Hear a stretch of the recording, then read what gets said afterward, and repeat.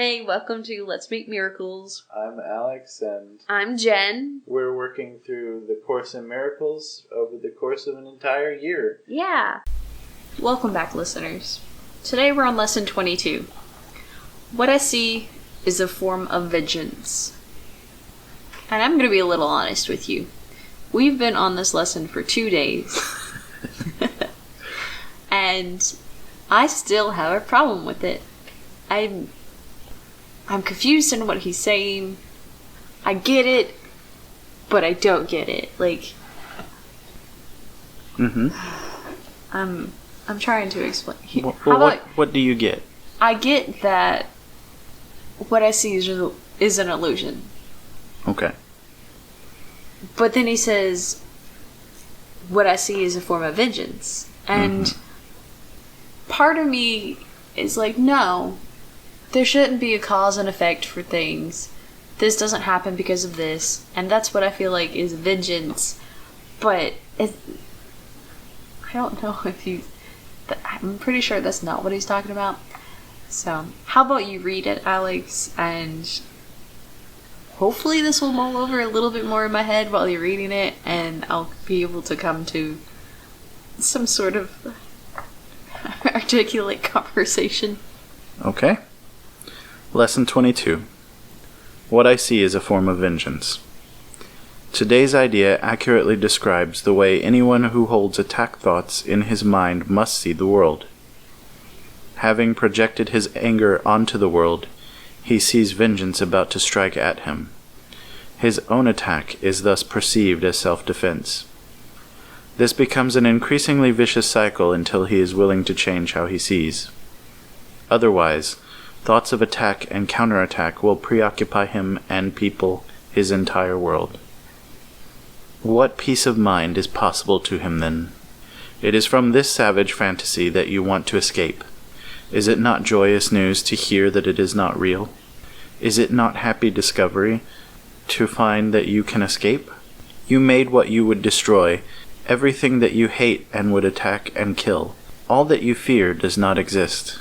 Look at the world about you at least 5 times today, for at least a minute each time. As your eyes move slowly from one object to another, from one body to another, say to yourself, I see only the perishable. I see nothing that will last. What I see is not real. What I see is a form of vengeance. At the end of each practice period, ask yourself, is this the world I really want to see? The answer is surely obvious. Okay, so today's idea accurately describes the way anyone who holds attack thoughts in his mind must see the world. I have attack thoughts. So he's saying that I see the world as this. You see the world trying to attack me. Exact vengeance on you for attacking it. Which kind of explains how I feel like I go so far forward, but things like you're blocking me, or, this situation happened. Okay, I get it. Maybe I was just being delusional earlier by saying that's not how I see it. Because it makes sense. See, having projected his anger onto the world, he sees vengeance about to strike at him. His own attack is thus perceived as self-defense.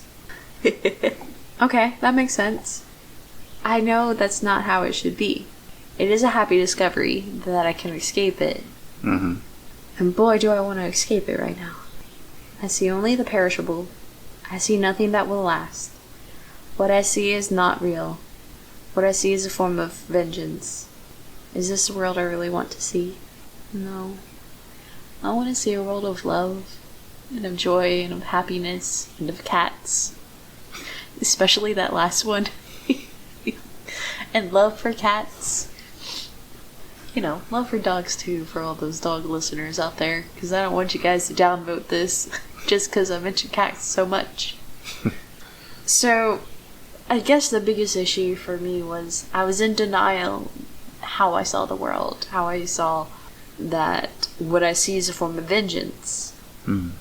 Because I think I've been working, and here's the thing, I've been working so hard not to see it this way.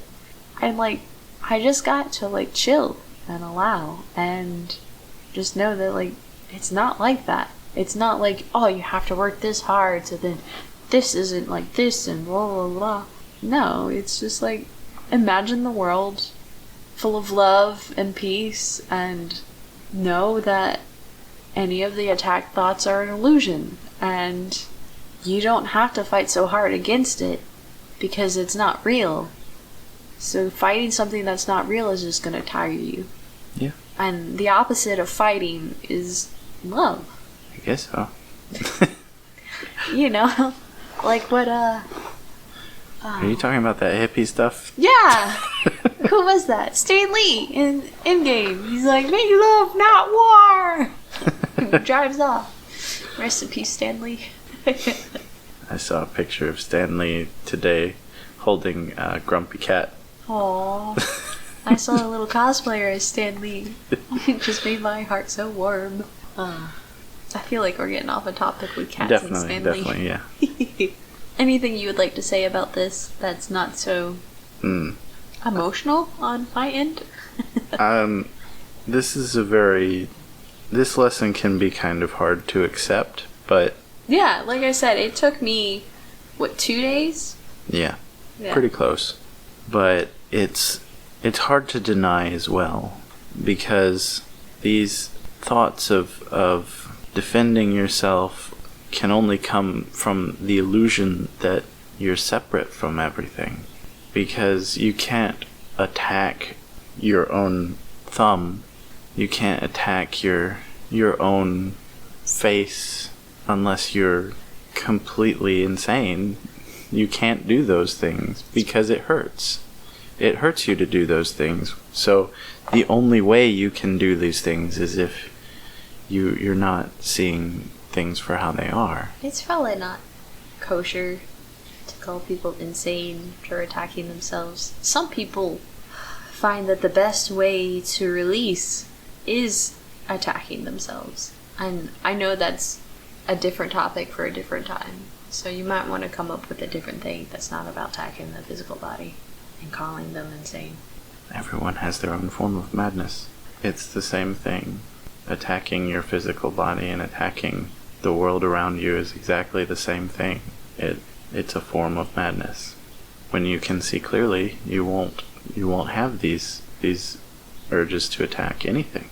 I don't know if it's quite nice to say it's madness. I think it's just deep misunderstanding, deep delusion.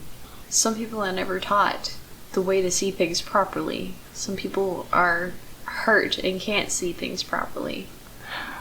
That may be, but it's still, madness is still the right term, because when you can't see clearly the true reality, that's a form of madness.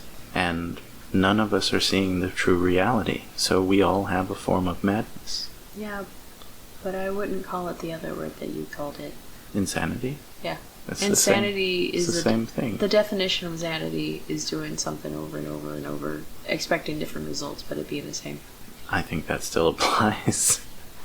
But just because Albert Einstein said it doesn't make it true.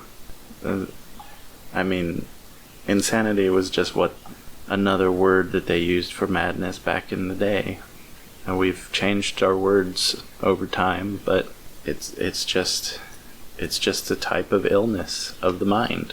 And what he's trying to do in this lesson is correct that illness one step at a time. But it takes a lot to admit that you're not seeing the world correctly, and that all of the danger and all of the violence that you see in the world coming at you or towards others is because you're not seeing the world the right way. And that's really what this lesson is about. It's really deep stuff. It is. It's very, very... And I'm gonna be honest with you guys. Like, it's hard for me to get through this one. The ego is really strong with me.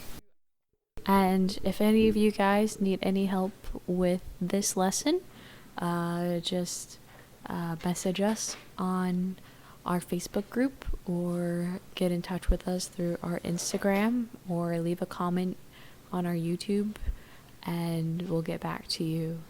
I definitely know I needed help, and it's okay if you guys need help too. Thanks for listening. Thanks for listening, If you have any questions, feel free to contact us on our Facebook group, Let's Meet Miracles, or on our Instagram pages at Zinfully Ever After and Heart Lotus Guru. If you could give us a review in iTunes or Stitcher or wherever you listen to podcasts, that would really help us be more visible to more people. Thanks.